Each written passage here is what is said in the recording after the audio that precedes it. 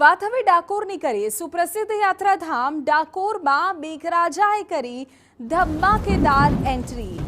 કાલસર, નેશ, તુણાદરા, સુઈ, આગરવા સહિત ગ્રામ્ય વિસ્તારોમાં વહેલી સવારથી જ મેઘમહેરના સમાચાર છે। યાત્રાધામ ડાકોરના રણછોડજી મંદિર બહાર ઘૂંટણ સુધીના પાણી ભરાઈ ગયા છે।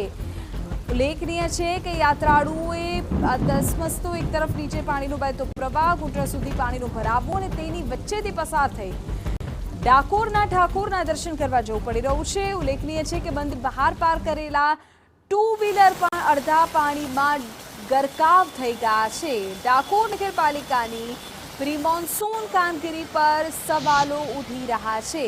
એક તરફ ખેડા જિલ્લામાં મેઘરાજાએ ધમાકેદાર એન્ટ્રી કરી ડાકોર અને તેની આસપાસના વિસ્તારોમાંથી વરસાદના સમાચાર સામે આવી રહ્યા છે। જોકે તેની વચ્ચે લોકોની પરેશાની વધી છે। મંદિર તરફ જતો જે મુખ્ય માર્ગ છે ત્યાં કયા પ્રકારે પાણીનો ભરાવો છે તે આપ દ્રશ્યોમાં જોઈ શકો છો। જ્યાં જુઓ ત્યાં માત્ર પાણી જ પાણી છે। વાહનોના પૈડા ડૂબી જાય એટલું પાણી છે। ઘૂંટણ સમા પાણીમાંથી દર્શનાર્થીઓ મંદિર સુધી અત્યારે પહોંચી રહ્યા છે।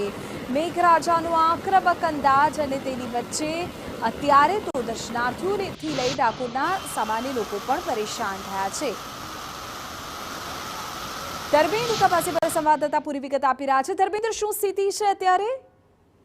ખેડા જિલ્લાની અંદર જે રીતે મેઘમહેર થઈ છે, ચોક્કસથી ધરતીપુત્રોની અંદર એક આનંદની લાગણી જોવા મળી રહી છે। કારણ કે ગ્રામ્ય વિસ્તારોમાં જે ડાંગરની ખેતી સાથે સંકળાયેલા ધરતીપુત્રો છે, ડાંગરના પાકને જીવતદાન મળ્યું છે। પરંતુ વાત કરવામાં આવે શહેરોની, તો શહેરોની અંદર જે નગરપાલિકા દ્વારા પ્રી મોન્સૂન કામગીરી કરવામાં આવતી હોય છે, જે માત્ર કાગળ પર હોય તેના પુરાવા ચોમાસાની સિઝનમાં જોવા મળતા હોય છે।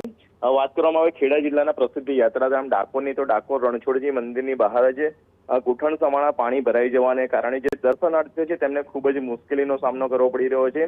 જે રીતે પાણી ભરાઈ જવાની સમસ્યા છે, વર્ષોની આ સમસ્યા છે, એવું નથી કે આજકાલની આ સમસ્યા છે, છતાં પણ પાલિકાનું ઊંઘમાં પોડી ગયેલા તંત્ર દ્વારા કોઈ જ પ્રકારની કોઈ જ વર્ષોથી કામગીરી નથી કરવામાં આવી અને તેના પરિણામ સ્વરૂપે જ આ પ્રકારની સ્થિતિનું સર્જન થાય છે। ચોક્કસથી જે રીતે દ્રશ્યોમાં પણ જોઈ શકાય છે કે જે દર્શનાર્થીઓ રાજ્યના જુદા જુદા વિસ્તારોમાંથી આવતા હોય છે દરરોજ પ્રવાસાર્થે અને દર્શનાર્થે, તો તેઓ અત્યારે મુશ્કેલીનો સામનો કરી રહ્યા છે। બીજી તરફ વાત કરવામાં આવે તો જિલ્લાની અંદર સાર્વત્રિક વરસાદથી ધરતીપુત્રોની અંદર ચોક્કસ એક આનંદનો માહોલ જોવા મળી રહ્યો છે। આભાર ધર્મેન્દ્ર તમામ વિગતો બદલ। તો એક તરફ સારો વરસાદ છે, ધરતીપુત્રોમાં આનંદની લહેર છે, પરંતુ બીજી તરફ મંદિર સુધી, ડાકોર મંદિર સુધી જતો જે મુખ્ય માર્ગ છે ત્યાં જ આટલો વરસાદી પાણીનો ભરાવો થઈ ગયો છે, તેના કારણે ચોક્કસ લોકો પરેશાન પણ થયા છે।